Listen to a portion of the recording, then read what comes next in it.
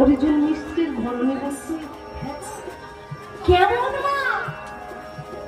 যে এত সুন্দর ছোট্ট ছোট্ট দুধের বালককে, যার এত সুন্দর দেহ,